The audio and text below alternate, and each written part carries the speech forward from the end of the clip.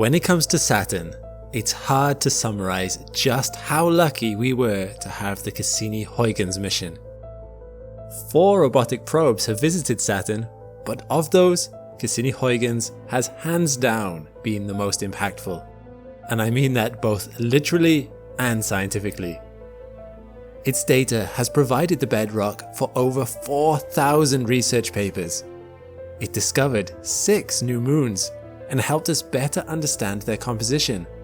It survived 20 years, traveling 7 billion kilometers, and spent 13 of those years around Saturn itself, gathering data on Saturn's gravity, magnetosphere, its rings, and its structure.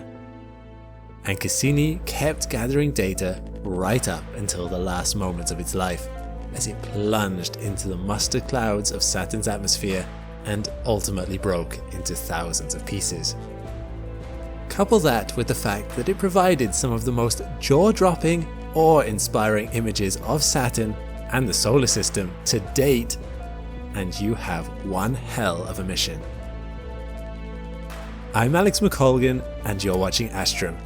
Join with me today for this Cassini supercut as we explore its grand finale, the period of time before the dive, what it discovered before and during its plunge, and the incredible discoveries continuing to be made to this day from the clues that Cassini-Huygens provided us.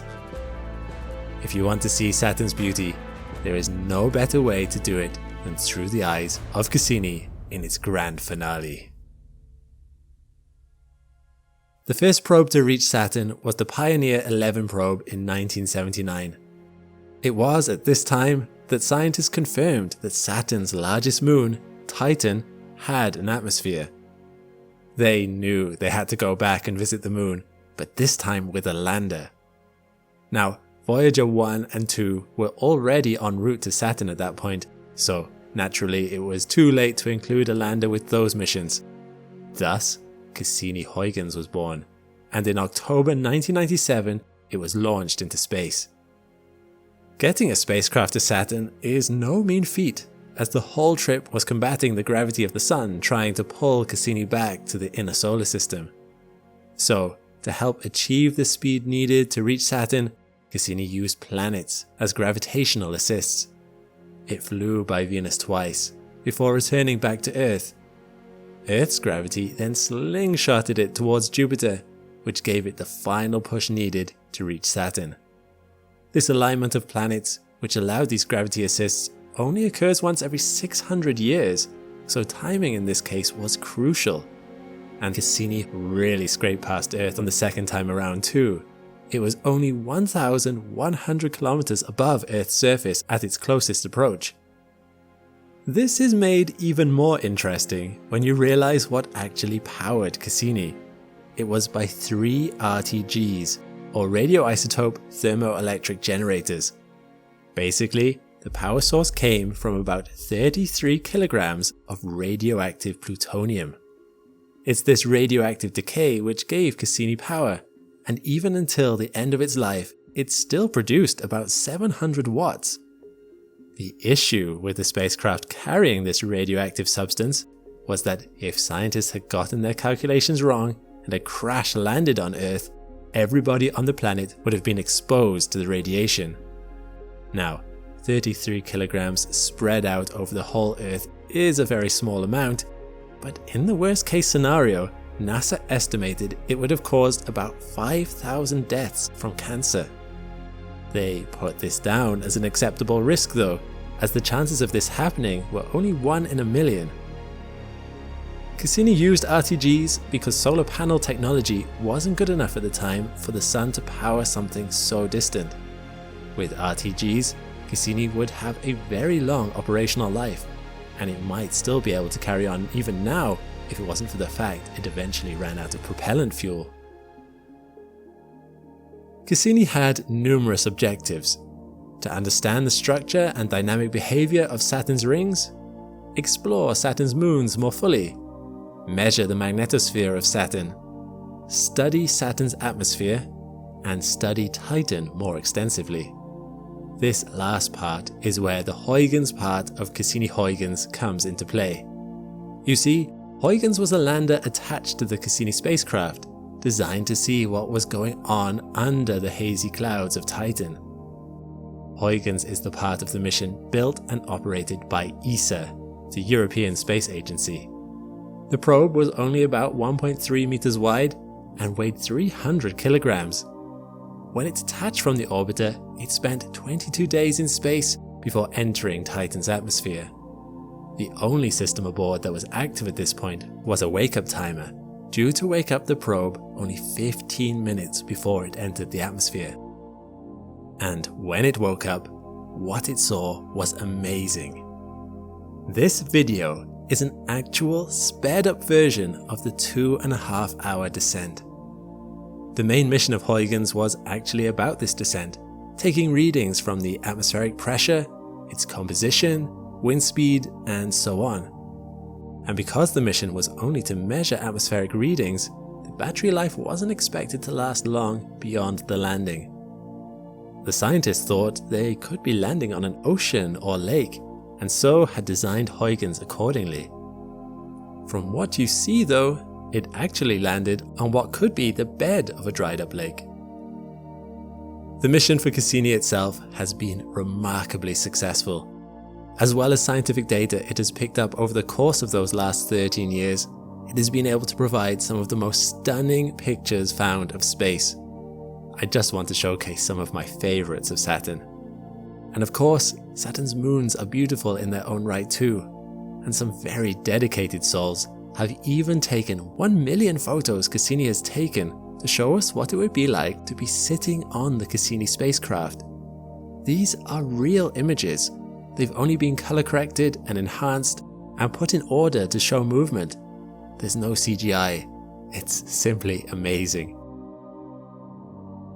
As Cassini's fuel began to run low, scientists began to consider how best to get the most data they could out of the time they had left. To achieve this, they sent commands to Cassini, telling it to perform some very close flybys of the planet and some of its moons, getting closer to Saturn and its rings than it ever had before. Beginning on November 30th, 2016, Cassini repeatedly climbed high above Saturn's North Pole, then plunged to a point just outside the narrow F ring, which is the edge of the main rings, completing 20 orbits in total. Then, on the 22nd of April 2017, Cassini would leap over the rings to begin its final series of daring dives between the planet and the inner edge of the rings.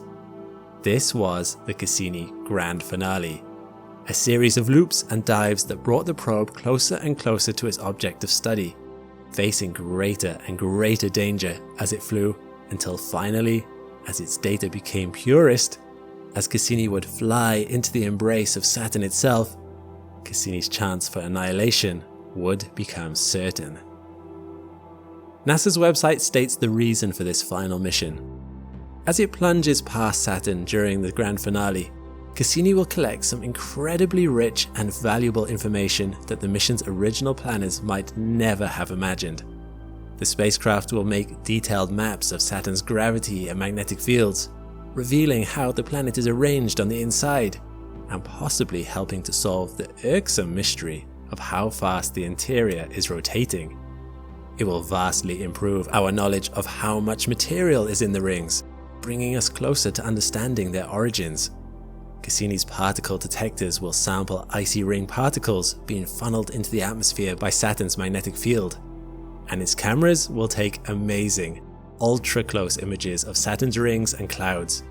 No other mission has explored this unique region so close to the planet.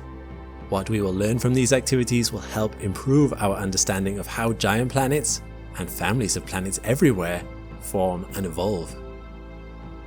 At the end of its final orbit, as it would fall into Saturn's atmosphere, Cassini would complete its 20-year mission by ensuring the biologically interesting worlds Enceladus and Titan would never be contaminated by hardy microbes that may have stowed away and survived the journey intact. It's inspiring, adventurous, and romantic, and a fitting end to this thrilling story of discovery. But let's take a closer look at some of these final moments. During Cassini's grand finale, NASA became willing to trade Cassini's prospects for longevity for a chance at unprecedented levels of closeness to Saturn. This was an easy trade to make. After all, Cassini was running out of fuel, so its survival was already off the table. Making this decision meant Cassini was given the go-ahead to approach the planet closer than ever before, darting in between the rings. But what did it see? Did this unique perspective show anything we've never seen before? Let's take a look at some of the awesome sights Cassini saw during its grand finale. Well, starting with the moons of Saturn, it has seen some of the Sheppard moons in unprecedented detail. This is a close approach of Atlas, a 40-kilometer wide moon near the outskirts of the A-ring. What looks remarkable about this moon is the lack of impact craters on its apparently smooth surface, making it look absolutely bizarre. Dust from the rings is collecting over the surface, particularly around the equator of the moon, smoothing it over and giving it this disc shape. A similar thing happens with the second innermost moon of Saturn, Pan. At 30 kilometers wide and found in the Encke gap, any particles from the rings that stray into the 350 kilometer wide path get swept up by Pan. This keeps the Encke gap steady and constant. Daphnis is another Sheppard moon, sadly not seen in quite so much detail. But due to the gap it is located in, its effects can be seen for hundreds of kilometers. It is only 8 kilometers in diameter and is found in a very narrow gap in the A-ring called the Keeler Gap. Its gravity is very weak, but it is just enough to whisk the nearby dust particles as it brushes by. This creates these waves, or a ripple effect in the nearby rings, sometimes even ripping material directly out of the ring, visible in this little trail here.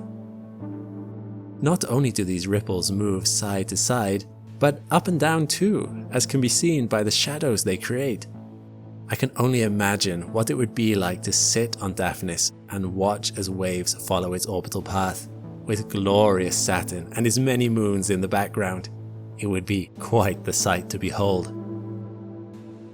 Talking of the rings though, Cassini has been able to capture some spectacular images. One of my favourites from the grand finale is this one, showcasing the Janus 2-1 spiral density wave. Amazingly, what you're looking at here is the result of the same process that creates spiral galaxies, just much more tightly wound. What appears to be many separate rings is actually only 2 spiral arms looping around the planet many times. So every second line you see in the image belongs to the same spiral arm. This image is part of the B ring, at a position where the ring orbits twice for every 1 orbit of Saturn's moon Janus, causing an orbital resonance. This photo gives the illusion that the image is tilted away at the top left, but this isn't the case.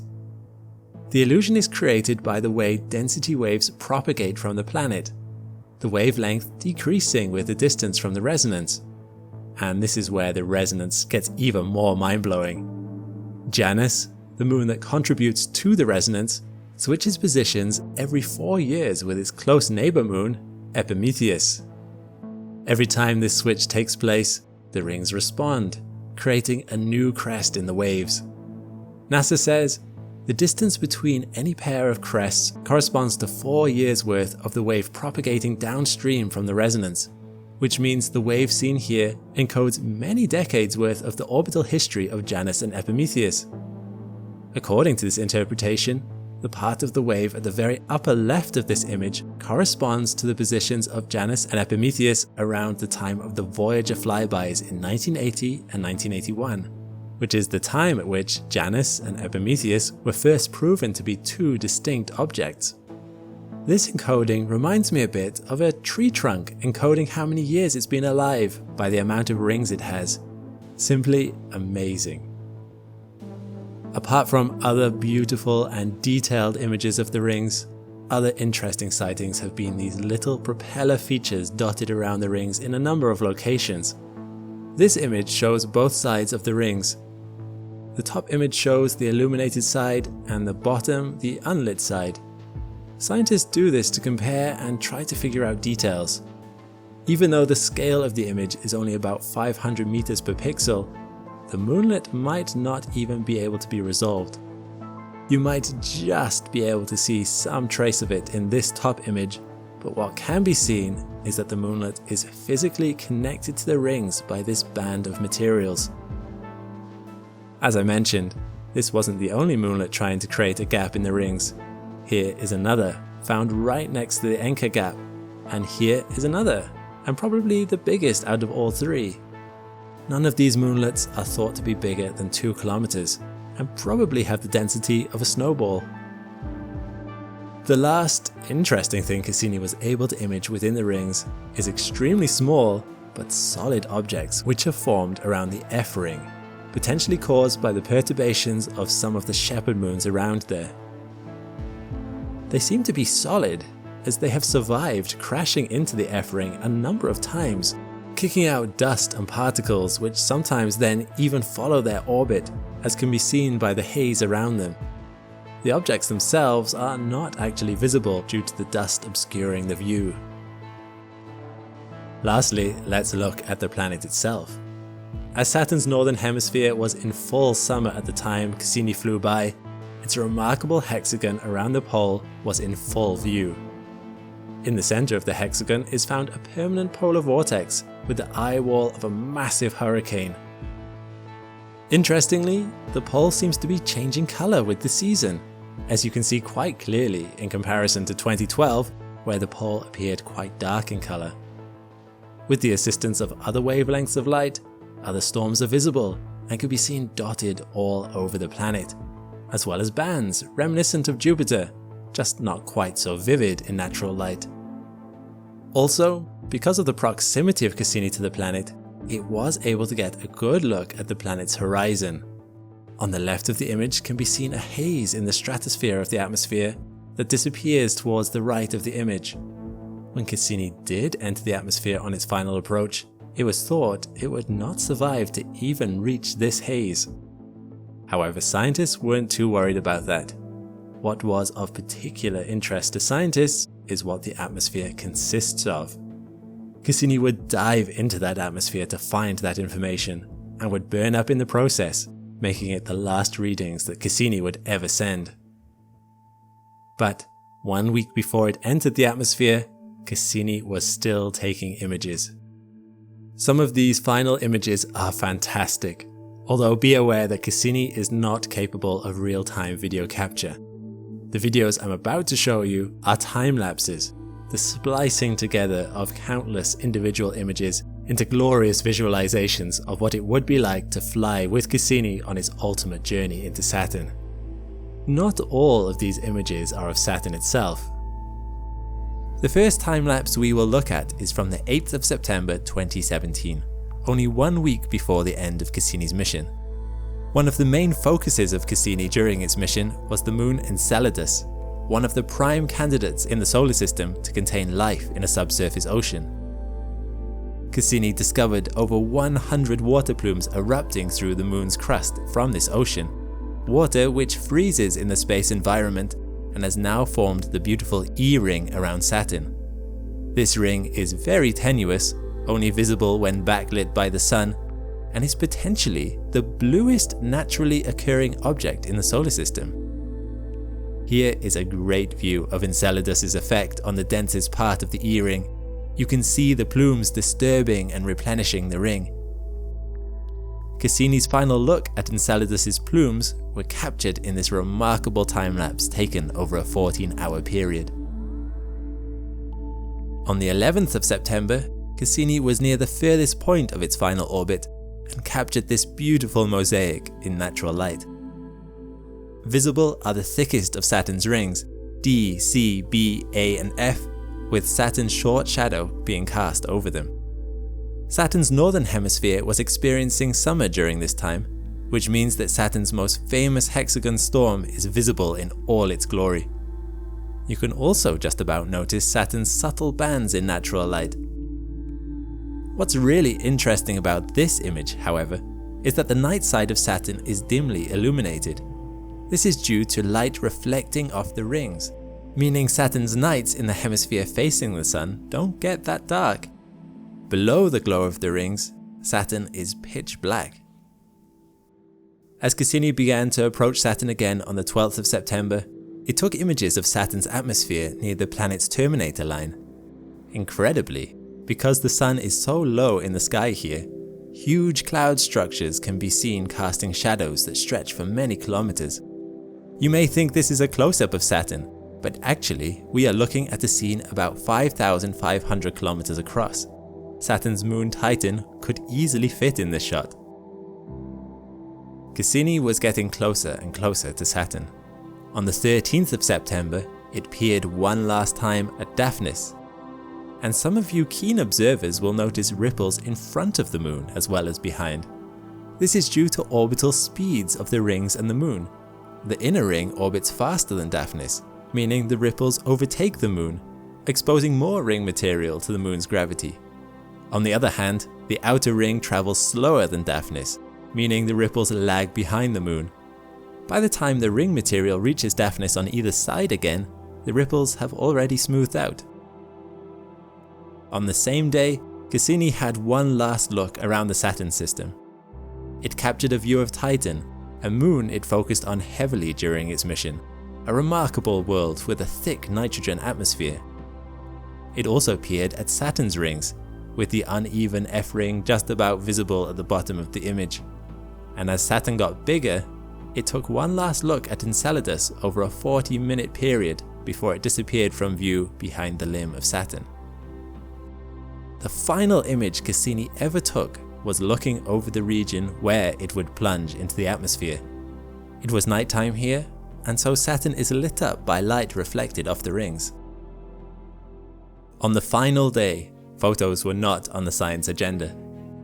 As beautiful as they are, they use up a lot of valuable bandwidth, and scientists wanted to get every bit of data real time before the spacecraft was destroyed. This was a unique opportunity. We had never probed Saturn before this. When Cassini first hit the tenuous parts of Saturn's atmosphere, it was traveling 123,000 kilometers per hour. The remnants of Cassini's fuel were deployed by its thrusters to keep Cassini's antenna aimed at Earth. At this point, Cassini was 1,900 kilometers above Saturn's clouds. A minute later, these thrusters were firing at maximum capacity to keep Cassini from spinning out of control. Cassini was directly sampling Saturn's atmosphere, but this atmosphere was also heating Cassini up. Just 10 seconds later, the thrusters were overcome and Cassini began to tumble, cutting off communication with Earth. Cassini's onboard computers at this point would have been trying to figure out what was going wrong. Gyroscopes and star trackers would tell the computer that it is spinning, and it would likely have gone into a safe mode to divert power in an attempt to right itself. A minute or so later, the spacecraft would have disintegrated altogether and burned up in Saturn's atmosphere. As data started arriving 1.5 hours later on Earth, this final part of the mission was deemed to be a great success. Cassini recorded data from direct analysis of Saturn's atmosphere, its ionosphere, dust particles in the atmosphere, and from magnetic field measurements, and perhaps more that has yet to be uncovered from the data. And that's the amazing thing about the Cassini mission. It just keeps on giving. Science papers and discoveries are still being made as the data it collects is analysed and re-examined. What have we discovered from Cassini's data in the years since his groundbreaking mission? You're about to find out. But be aware, some of the things Cassini has learned about Saturn has only served to make the planet even stranger. You may think you know Saturn. Its iconic rings are the largest in the solar system, and its hazy yellow surface is both enigmatic and instantly recognizable. It is the second largest planet, the least dense, and the sixth from the Sun. And yet, Saturn is an enigma. There is a vast mystery lurking beneath its obscuring atmosphere, uncovered by the Cassini probe, one that the scientific community still does not have consensus about. Saturn behaves in ways that our conventional models claim is impossible, from its temperature to its magnetosphere to even the very length of its days. what is going on with Saturn, and what are our best attempts at explaining these baffling phenomena. The Cassini probe arrived at the gas giant on the 1st of July 2004. It was not the first probe to arrive at Saturn. 3 others had already done flybys. However, it was the most thorough. As we have already mentioned, it spent 13 years circling the planet, collecting reams of data using its various spectrometers, magnetometers, and other equipment. The knowledge it gave us has been a huge benefit, but sometimes only serves to deepen Saturn's mysteries. Take for example that hexagon storm on Saturn's North Pole. The edges of this 29,000 kilometer wide storm could each fit the Earth comfortably inside, and as best as we are able to tell, does not shift its longitude, remaining fixed at its location, traveling with the rotation of the planet, unlike the rest of Saturn's swirling clouds, pushed along by its up to 1,800 km/h winds. The storm is undeniably a strange one. Scientists do not yet have a full explanation for it, although there are some lab experiments that have created close approximations to hexagons on much smaller scales. But it is not alone. As the mountains of Cassini data started getting analysed in the years since the end of its mission, more mysteries have started coming in. It started with a fairly innocuous question. How long is a day on Saturn? Although we've watched Saturn in our sky for thousands of years, scientists did not yet have a definitive answer. After all, it wasn't as simple as looking up at the planet and seeing how long it took for its rocky core to rotate. Saturn's thick cloud cover obscures any landmarks that might exist on any hard surface below, and those clouds move at different speeds to the core due to the powerful wind. The rings themselves orbit Saturn at different speeds, so they don't settle this question. You can't look at how fast they orbit and hope it's the same. After all, most moons don't do this, so rings are no different.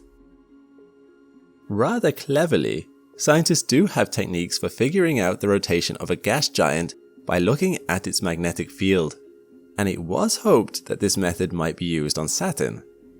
Planets with magnetic fields produce them via a dynamo effect.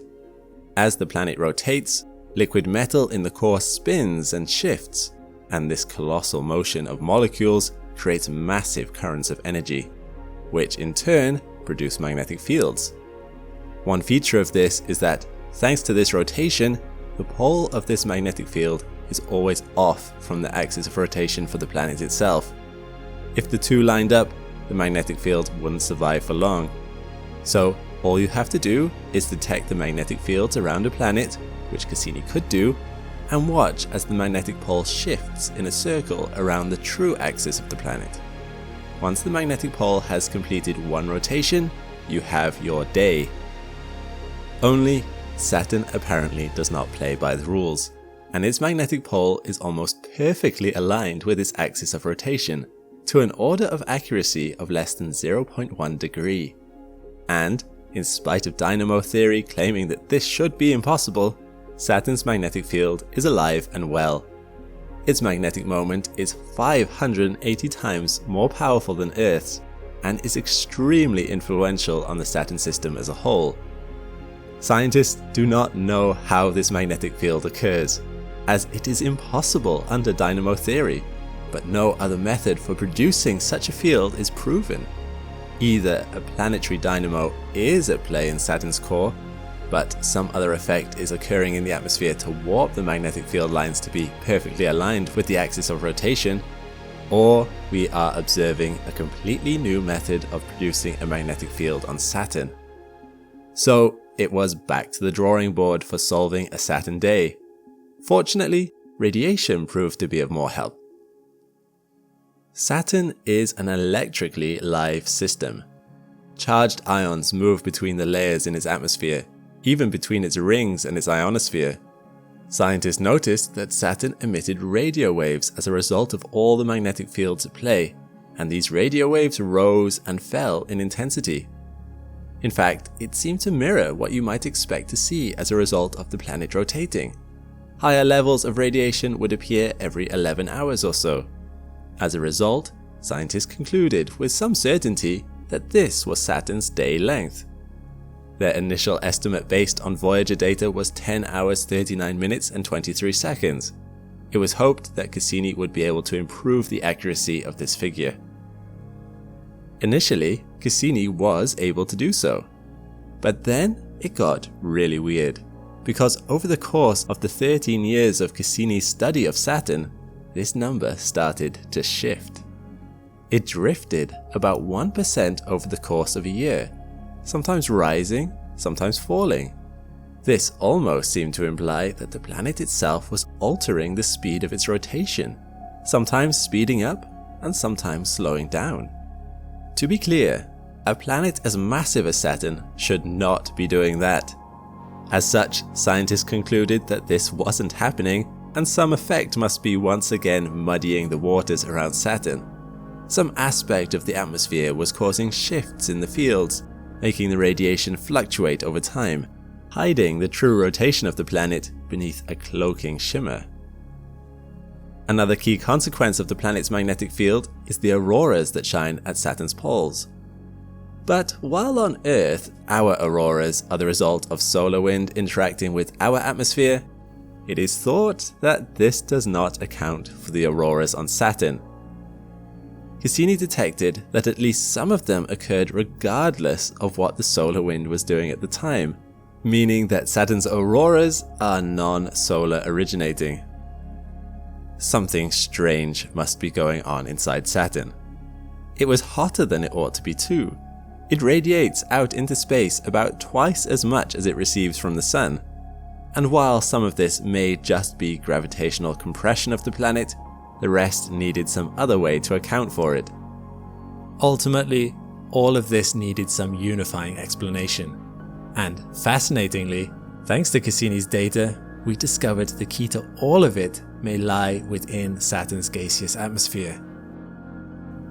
Saturn is a gas giant.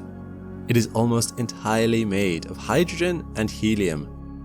Not all of this is gas, as the great mass of Saturn means that the deeper into its atmosphere you go, the more intense the heat and pressure that you are subjected to. It is thought that this pressure forces gaseous hydrogen to become liquid metal. Some scientists theorize that this liquid hydrogen, or perhaps even hydrogen compressed so densely that it becomes diamond, rains down into the depths of Saturn, and the friction this generates explains some of Saturn's unusual heat. But the rest comes from the auroras. Although these are not fully understood, it is thought that they are the product of electrically charged particles coming into Saturn from its rings and moons. Whatever their source, these auroras may be creating enough heat to warm the upper atmosphere of the planet. Temperatures so hot create other effects. Where warm fronts meet cold, powerful winds are formed. It is theorized that these winds carry charged ions around Saturn's upper atmosphere, and these electrically charged winds are what is skewing the data from Saturn's radiation, causing its variance. Perhaps such motion of electrical currents might also explain why Saturn's magnetic fields are not where they are supposed to be. This could be caused by a conductive layer within Saturn's clouds, moving at a different speed to the others, creating fields of their own. At least, so goes the explanation. In all this, it should be clear that many of these answers lack final proof. Scientists are trawling through the data given by Cassini, hoping for further insights. If these are not forthcoming, then ultimately it will take another mission to Saturn to find the answers to these puzzling questions. But what about the length of Saturn's day? Thankfully, this one mystery does have an answer, and it turned out the clue lay in the rings after all. Rather than investigate the electrical and magnetic effect of Saturn on its rings, scientists realized that Saturn would also target them through its gravity. This is fairly obvious, but what was more insightful was that Saturn would not target them uniformly. Saturn is not a perfectly round ball. Any variance in its shape result in variance in its gravitational field. Saturn's rings were a perfect canvas to look out for such variance. As Saturn pulled at its rings with a rising and falling force, at certain locations in the rings, it would be able to detect ripples. Scientists started looking for these ripples and located them. By measuring the distance between them, it was finally possible to calculate the length of Saturn's day. They weren't far off. It was 10 hours, 33 minutes and 38 seconds. And this time, scientists are fairly certain that they've got it right. So at least this mystery was solved. And yet Saturn's other mysteries still persist. The next mission to Saturn will launch in 2027 with NASA's Dragonfly, although this will focus more on exploring Titan, Saturn's largest moon. Titan is the most Earth-like object in the solar system, as it is the only place thought to have atmosphere filled with nitrogen, similar to ours, albeit with no oxygen, and rain cycles and liquid lakes on its surface, although these are methane rather than water. So it's understandable why scientists want to give it a look. Still, it means that it may be some time before Saturn's deepest mysteries find themselves answered. Saturn breathes. The winds that might prove to be the lifeblood of the system thrum and flow across its atmosphere. Its delicate balance of magnetic fields and gravity coax at its rings, keeping them perfectly aligned. Saturn's rings are thought to be surprisingly young. Saturn may be over 4 billion years old, but there is evidence that the rings may have only formed in the last 100 million years, and they are slowly draining back down into Saturn's atmosphere. So in another 100 million years, they may be gone. This is sad to me, but I also feel strangely fortunate. If humanity hadn't arrived when we did, we might have missed this beautiful cosmic sight. It may be unscientific to say that, as the planet has no real choice in whether it gives us a gift or not, but I'm nonetheless grateful to have been witness to the enigmatic and wondrous world that is Saturn. And seeing those enigmas and wonders, all the beauty, all the scientific data, just would not have been possible if it had not been for the incredible Cassini-Huygens. This truly was one of the greatest space missions of our time.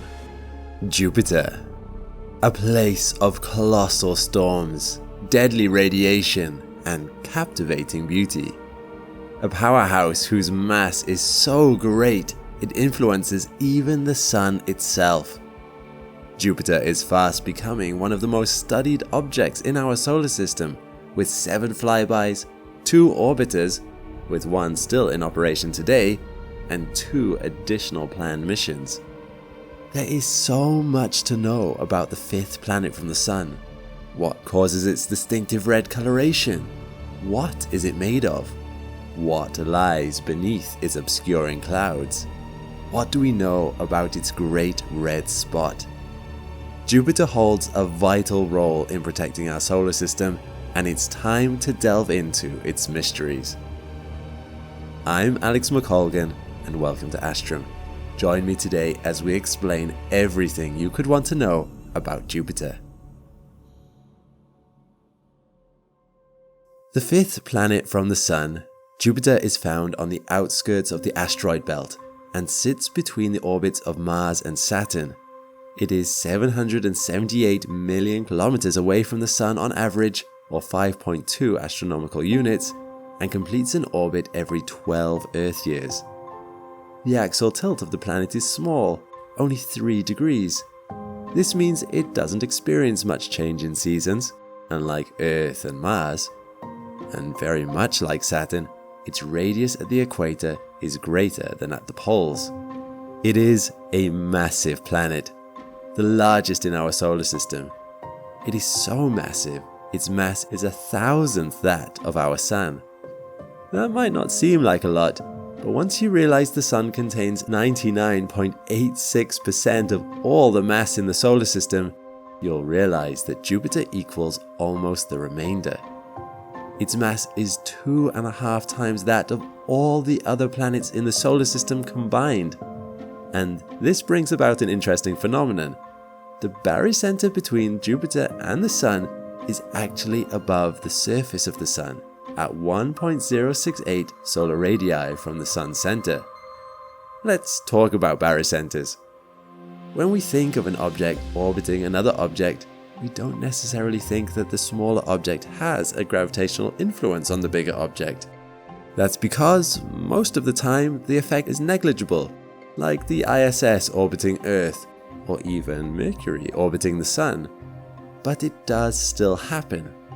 A barycenter is the center of mass between these two orbiting objects, or the location in space they both orbit around. With Jupiter being the mass and distance from the Sun it is, unlike Mercury, its effect is far from negligible. As Jupiter swings around the Sun, both of them do a little dance around this center of mass, which is actually above the surface of the Sun. Let me show you this principle with an example. If I get a heavy object and a less heavy object and attach them to the ends of a long stick, in order for the stick to balance, we need to find the center of mass. As you can see, the center of mass is closer to the heavier object. Imagine this is the Sun and Jupiter, with the stick being gravity, and you'll understand how a barycenter works. While Jupiter has the greatest mass of any planet in the solar system, it's not the densest. It is the most massive because it is the largest. If Neptune was the same size as Jupiter, it would be the most massive. And if Jupiter was the same size as Earth, Earth would be over 4 times more massive. As it is though, the diameter of Jupiter is 11 times that of Earth, and its total mass is 318 times more than Earth's. As we know, mass affects gravity. This means that Jupiter has a huge gravity, over twice that of Earth, at 2.528 g at its surface. The gravity of Jupiter is so influential in the solar system that it affects every planet to one degree or another. Its gravity is strong enough to tear asteroids apart and capture 67 moons at least. Some scientists think that Jupiter destroyed many celestial objects in the ancient past, as well as preventing other planets from forming. One example of this, in particular, is 4 Vesta.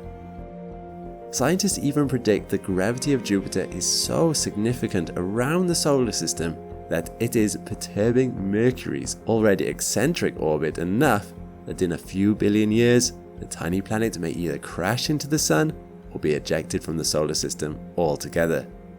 At the moment though, it could be the hero of the 4 inner planets. Without Jupiter acting as a cosmic vacuum cleaner, it wouldn't be sucking up dangerous objects like long-period comets, or perturbing their orbits enough to give them a little kick of energy so that they leave the solar system altogether. Jupiter is the 5th planet from the Sun, and it's 5 times further away from the Sun than Earth. Even so, it can be the 3rd brightest object in the night sky, after the Moon and Venus. I just want to show you how bright that is. Just using a handycam, we can see Jupiter quite easily in the night sky. With a maximum magnitude of -2.94, it can actually cast shadows. As a result of it being so obvious in the sky, it makes a very nice target for amateur astronomers. As consumer telescopes have improved in recent years, it's amazing what details you can see from your back garden. And what makes these famous patterns? The cloud layer is only about 50 kilometers thick and contains ammonia crystals, much like on Saturn, but the coloration comes from compounds heating up from deep within Jupiter and then rising. These compounds are known as chromophores, and when they reach the clouds, they interact with the UV light of the Sun to create these spectacular multicolored bands.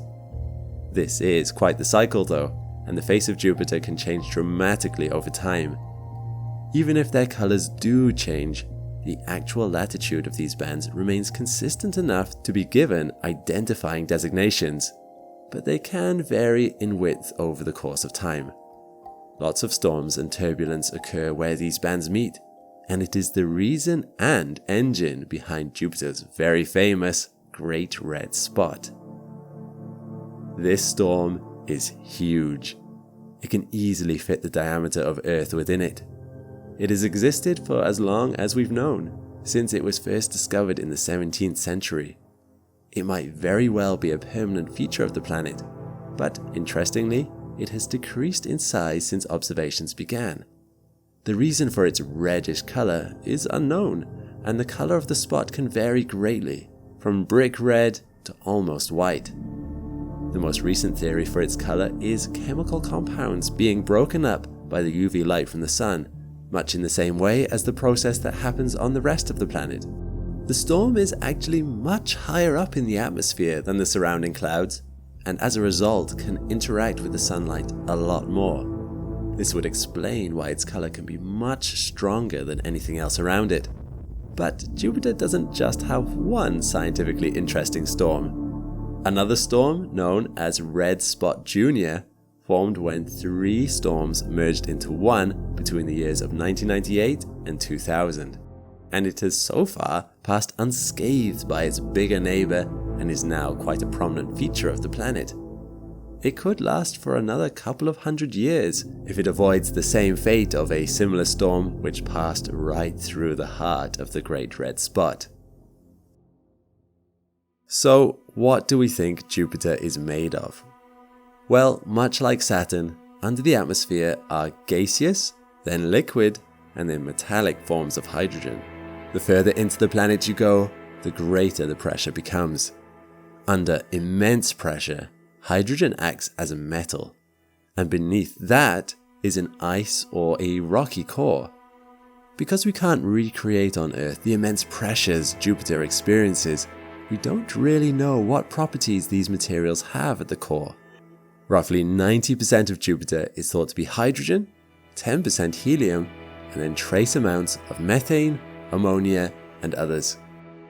Jupiter rotates very fast, faster than any other planet, completing a rotation in only 10 hours.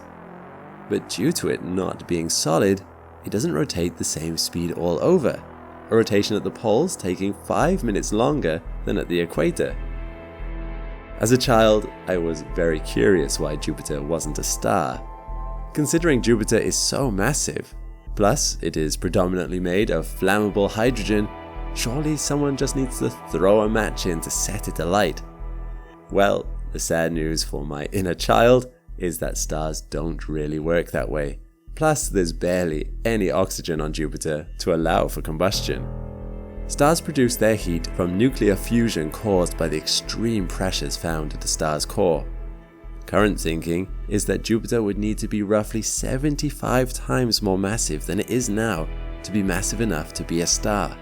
Although, interestingly, its volume isn't too far off from the smallest known red dwarf. And yes, you may have noticed in this picture, Jupiter does indeed have rings. Nothing on the scale of Saturn, but there are 4 planetary rings. The main ring is very thin, but very bright. The rest quite wide, but exceptionally faint. The main ring is about 6,000 kilometers wide, and the only distinctive feature you will see is what is known as the Metis notch. Something else to note about Jupiter is its remarkably strong magnetosphere. It is 14 times stronger than Earth's due to the planet's liquid metallic hydrogen center. This makes it the strongest magnetosphere of any planet in the solar system, and is only beaten by the Sun's sunspots. There are a couple of reasons why this is really interesting. The first is that magnetospheres channel solar wind to the planet's pole, which produces magnificent aurora. The second is that the 4 biggest moons of Jupiter are protected from this solar wind because they orbit within the magnetosphere. This implies they don't need their own strong magnetospheres because Jupiter is doing that for them. However, this doesn't mean they are safe from radiation.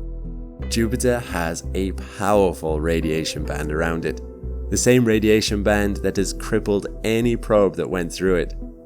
The closest large moon to Jupiter, Io, passes right through the heart of this radiation band, receiving 3,600 rem per day on the surface. For a point of comparison, anyone exposed to this much radiation would be dead within 4 hours. not the best home away from home then. When it comes to the Jovian moons, I'll only very quickly talk about them because I have made a separate video about them here. Jupiter has 67 known natural satellites. 51 are under 10 kilometers in diameter, but the largest, the Galilean moons, are some of the biggest in the solar system.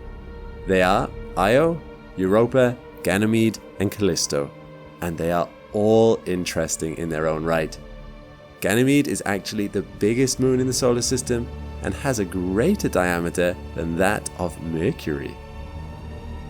And with this final thought, take a look at Jupiter through the infrared, demonstrating the immense size and power of this planet. This dot at the bottom of the planet is the impact of an object from space, which, if it had hit Earth, could have spelled the end of our planet as we know it. We can be glad Jupiter is there, not only for its beauty, but because in so many ways it is an asset to our solar system. Thank you so much for watching this far.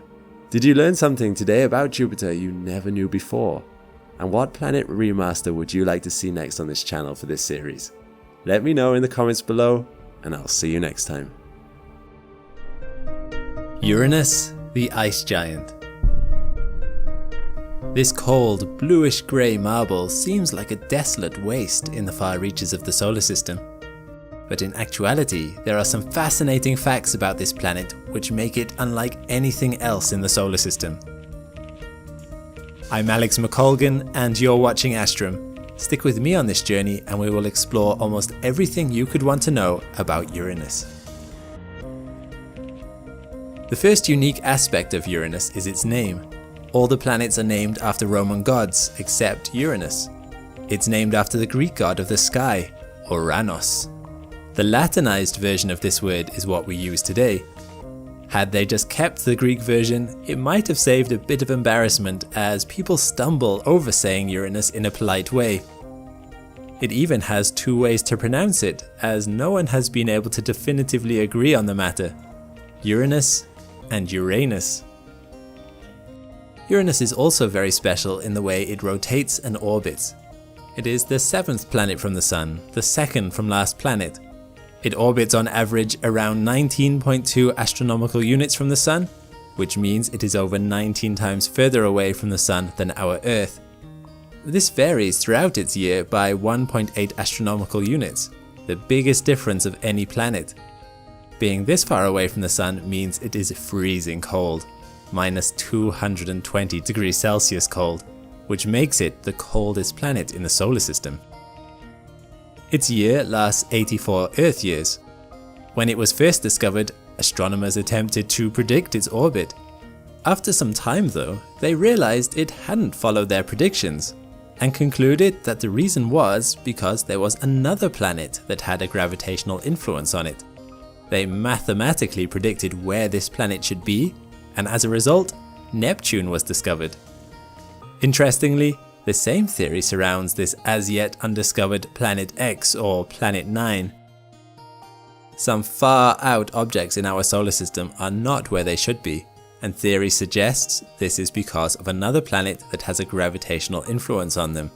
The hunt is now on to actually find this planet. What's really interesting about Uranus is its rotation. Most planets rotate like a spinning top on the table of the solar system plane. Not Uranus. No, Uranus has fallen over and is rolling instead for large portions of its year. You see, its axial tilt is 97 degrees. This means its seasons are crazy in comparison to the rest of the planets.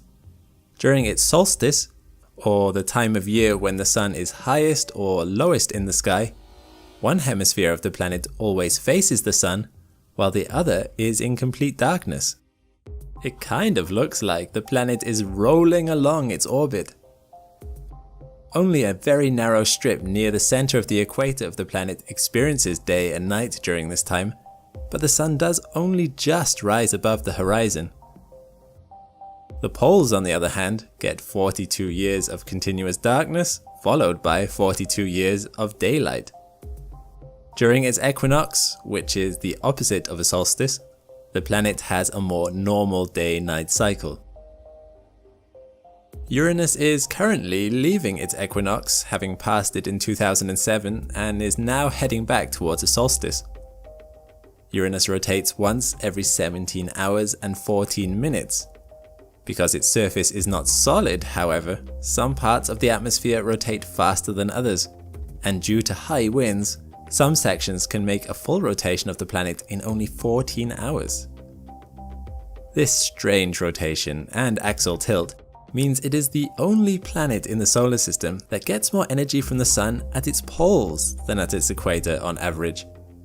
For some reason though, the equator is hotter than at the poles, and no one really knows why.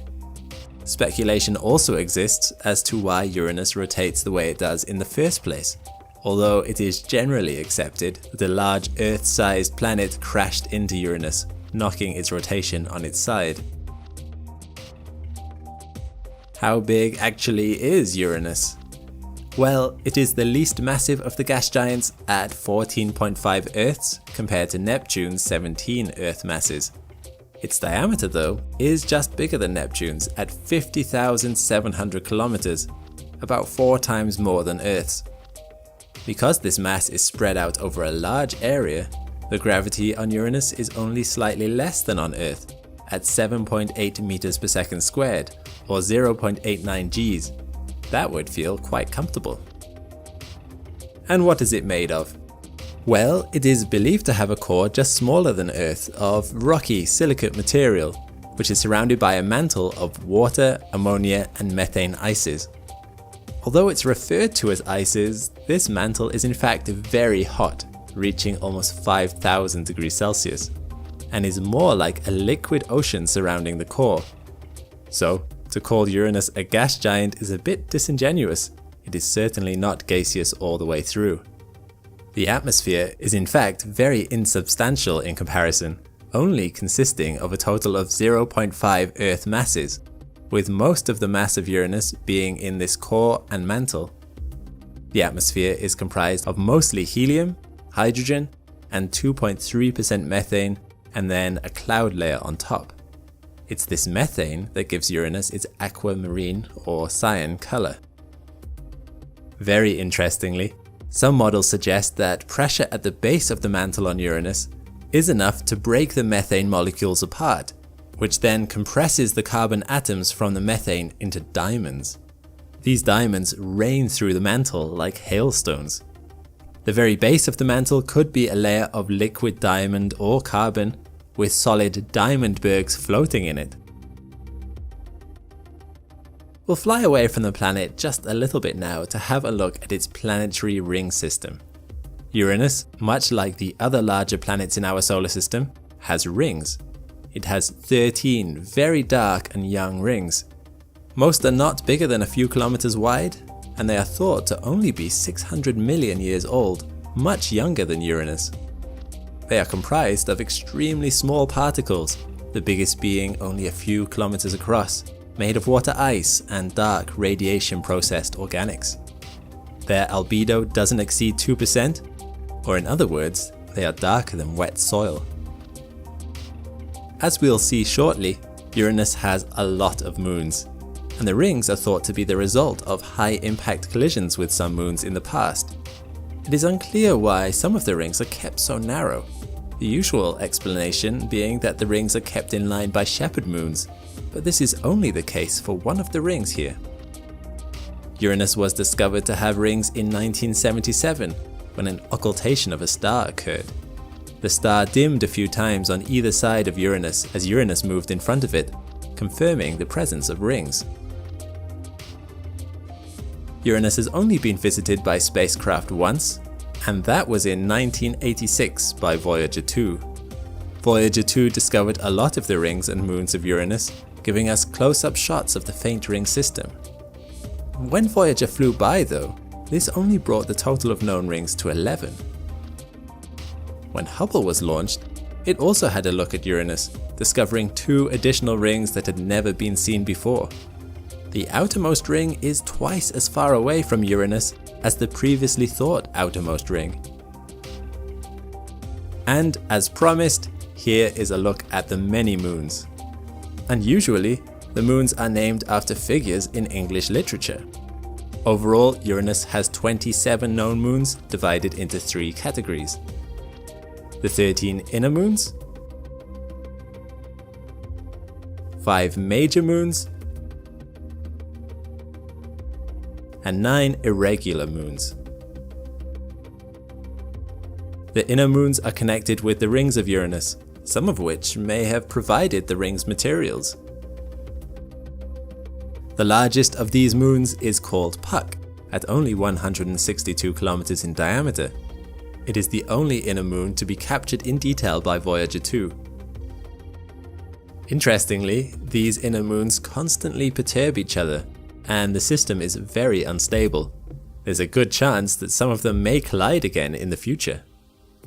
The 5 biggest moons, in order of distance from Uranus, starting on the left, are Miranda, Ariel, Umbriel, Titania, and Oberon. Titania is the largest moon of Uranus and the 8th largest moon in the solar system at 1,600 kilometers. Again, as can be seen, these are very dark objects, Umbriel being the darkest. With the exception of Miranda, which is comprised mainly of water ice, the rest are thought to be a mix of water and rocky materials. These moons may have differentiated interiors, meaning a core of rocky material with a mantle of ice.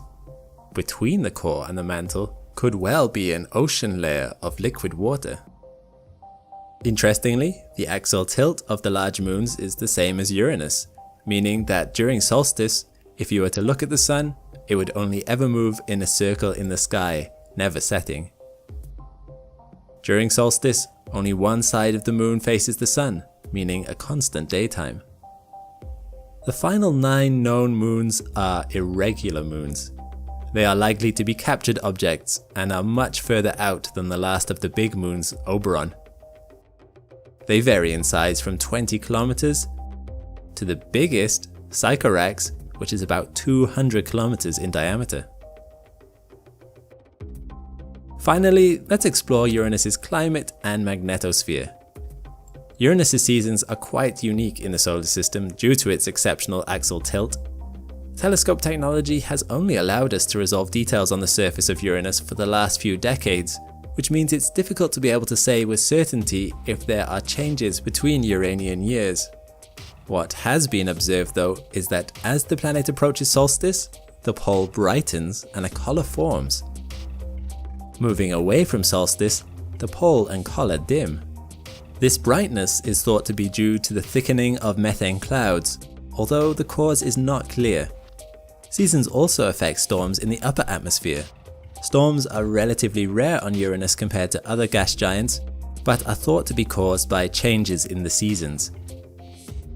With the improvements in telescope technology, we have also been able to observe bands stretching around the planet, much like the other gas planets. However, these bands are mainly visible in the infrared, which is why Voyager was only able to show us this invisible light. In these infrared images, you can also see small storms dotted all over. And another unique feature of Uranus is its unusual magnetosphere. Usually, magnetospheres originate from the geometric center of the planet, but that's not the case with Uranus. Also, it's not in line with the rotational axis, but is 59 degrees off. This unusual placement means the magnetosphere is much stronger at the North Pole than at the South. One theory for this is the liquid diamond ocean could deflect the magnetosphere, or even that it is not the core of the planet that produces the magnetosphere at all, but rather the liquid mantle. The magnetosphere is about as strong as Earth's, and because of its unusual rotation, the magnetotail corkscrews off for millions of kilometers into space. Look up into a clear night sky with your naked eye, and what planets would you see? Technically, you would be able to see all of them at one time or another, all of them apart from Neptune. It is the smallest of the gas giants and also the furthest away, and it is a perplexing place. You would think a planet so far from the Sun wouldn't have a dynamic atmosphere that exhibits ginormous storms and super fast winds, and yet it does.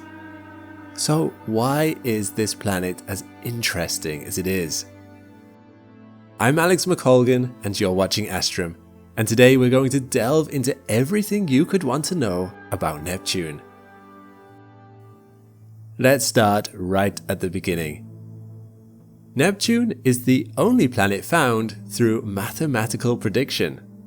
You see, when Uranus was discovered and astronomers were plotting its orbit, they noticed that Uranus wasn't following their models. From the perturbed orbit of Uranus, Urbain Le Verrier in 1846 concluded that there must be another undiscovered planet, and he predicted where it should be. And remarkably, Johann Galle was able to find it only a degree away from the predicted point. Triton, Neptune's biggest moon, was discovered a few days later. But since then, Neptune has been poorly understood, as its distance from Earth and very small apparent size meant it couldn't be studied from ground-based telescopes very easily. It wasn't until 1989, when Voyager 2 arrived, that huge amounts of information about the planet became available. Suddenly, we could see what the planet looked like, confirmed that it had planetary rings, and discovered a lot of previously unknown moons. But let's get to today. What do we know about this planet now? Since Pluto's demotion to not a planet status, Neptune is the 8th and furthest planet from the Sun.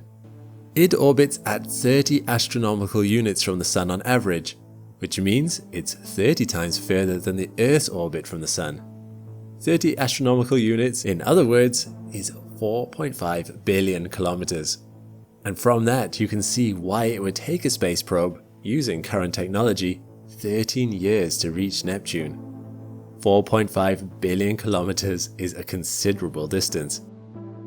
Because of this long orbit, it takes a huge 165 years to orbit the Sun once, which means we've only seen one Neptunian year since its discovery.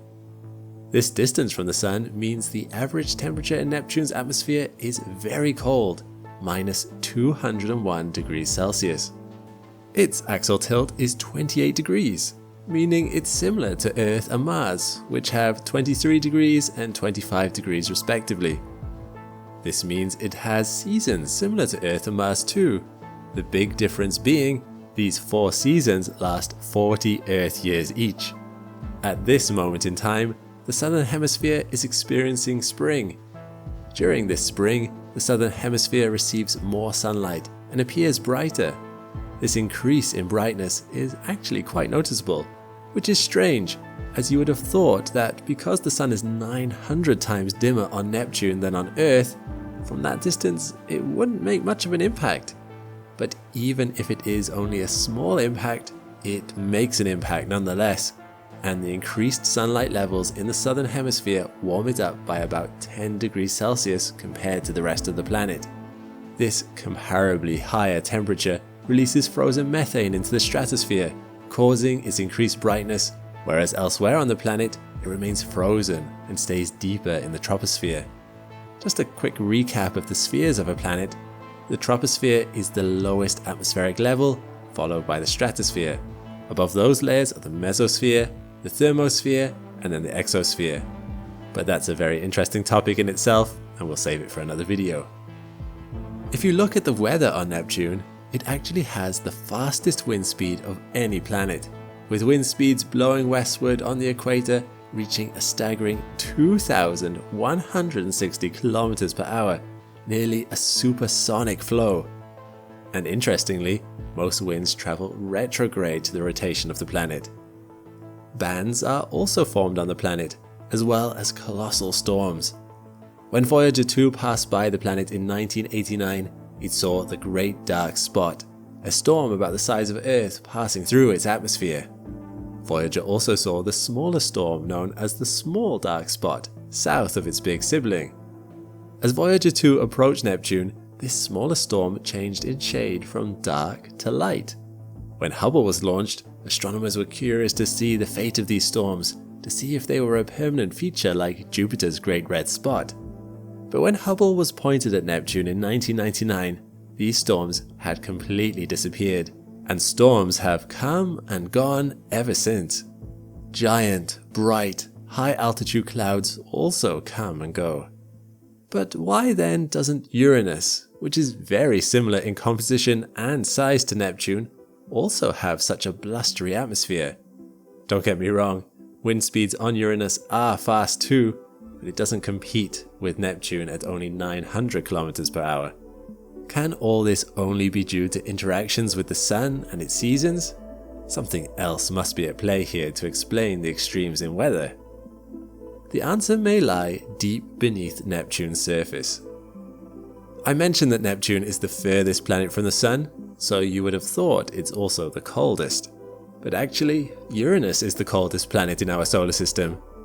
Neptune radiates heat from within, whereas Uranus radiates hardly any excess heat at all. This could be because a large Earth-sized body crashed into Uranus billions of years ago, which depleted all of its primordial heat.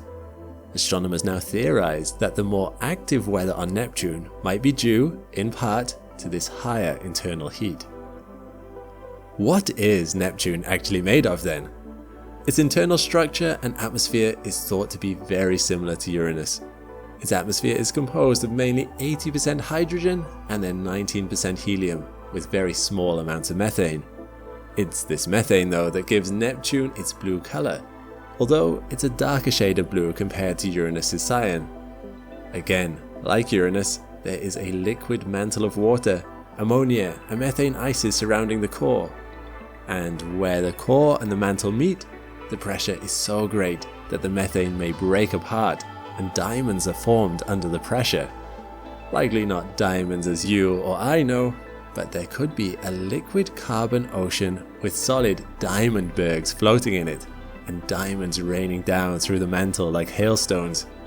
This is just a theory though, as technology has only recently started to recreate such pressures. Around the core of Neptune is thought to be 7 million bar, or 700 gigapascals, which is about 7 million times the pressure of Earth's atmosphere at the surface. Even the two ice giants' magnetospheres share similarities. Neptune's magnetic field is offset 47 degrees relative to its rotational axis. When Voyager 2 discovered this about Uranus, the first theory was that it had something to do with its unusual axial tilt. But then it found the same thing out about Neptune, which has a more normal axial tilt. So the current theory is that the magnetic field is either not generated in the core, but rather by an electrically conducting liquid mantle, or that the mantle deflects the magnetic field from the core, which gives it this weird offset in relation to its rotational axis. Every planet in the solar system hasn't actually got a perfectly aligned magnetic field. Even Earth's magnetic north is different from where the North Pole actually is. But it's only Uranus and Neptune that have such a tilted magnetosphere. Aurora do exist on Neptune too, but they are different from what you might expect, as they are extremely faint due to particles not getting as charge from the Sun, and because of the direction of the magnetosphere, they are mainly type B aurora, or SAR arcs. Earth gets these too, but they are not visible and you need scientific instruments to know that they are there. They could be stretching across the whole sky without you actually knowing about it. Another difference with the SAR arcs of Neptune is that they are not only found around the poles, but rather are around the mid-latitudes of the planet. Zooming out from Neptune a bit, we come to its ring system. Like all other gas giants, Neptune does have a ring system, although it is extremely faint as it is not as dense and is extremely dark in color. If you have these rings against the black backdrop of space and also have them be this far away from the Sun, then they are very hard to see. But there are 5 known rings in all, and they are named after people involved in the discovery and research of Neptune. The innermost is the Gale ring, which is very faint and very wide at 2,000 kilometers. Next is the first bright ring, Le Verrier. Although it's bright, it's only 113 kilometers wide. Next, and connected, is the Lasso ring, a very faint band 4,000 kilometers across. On the edge of this ring is the Arago ring. It is slightly brighter than the Lasso ring and less than 100 kilometers wide. Lastly is the outermost and the most researched ring, the Adams ring. It is only 35 kilometers wide, but is one of the brightest rings. It is particularly interesting as it is slightly inclined and has bright arcs in it. These arcs have been quite stable since they were discovered in 1980, but usually planetary rings are uniform throughout. These arcs must be material clumping and clustering up within the ring, but the reason for this is currently unknown. Lastly, I want to talk about the moons. Neptune has 14 known moons, which are named after water deities in Greek mythology. The most famous and the largest by far is the moon Triton, which actually contains most of the mass of all of Neptune's moons put together.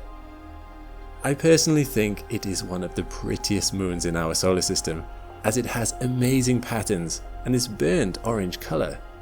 What is most interesting about Triton is the fact it orbits in retrograde, and also at an inclination to Neptune's rotation, which implies it is probably a captured object and not something that was formed alongside the planet.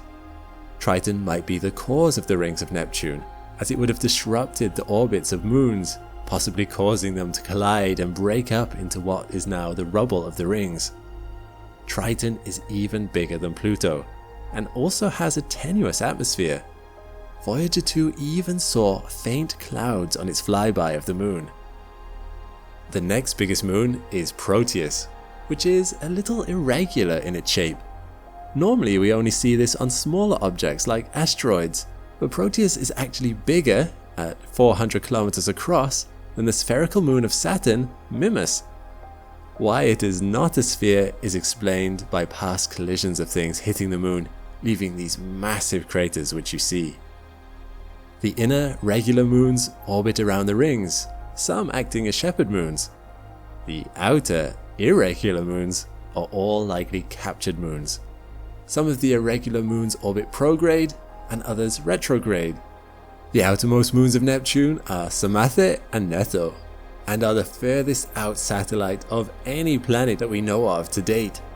They take a massive 25 years to orbit Neptune only once. This is because Neptune has a very large hill sphere, the hill sphere being the sphere in which the planet's gravity overcomes the gravity of the Sun. It has such a large hill sphere because it's already so far from the Sun.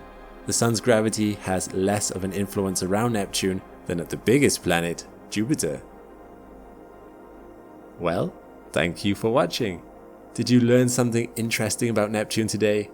What mysteries would you like to see solved? We're still working our way through remastering the planets in our solar system series. What planet would you like to see us do next? Let us know in the comments below, and I'll see you next time. Thanks for watching, and thanks to our crew of astronauts over at Patreon who help us make science knowledge freely available to everyone. Chasing the algorithm can be hit and miss sometimes, so your contributions help us keep making the content we love. And if you want to join the Patreon, there's never been a better time to get in on the party. Just sign up with the link in the description.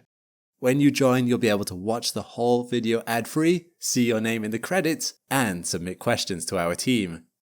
Meanwhile, click the link to this playlist for more Astrum content. I'll see you next time.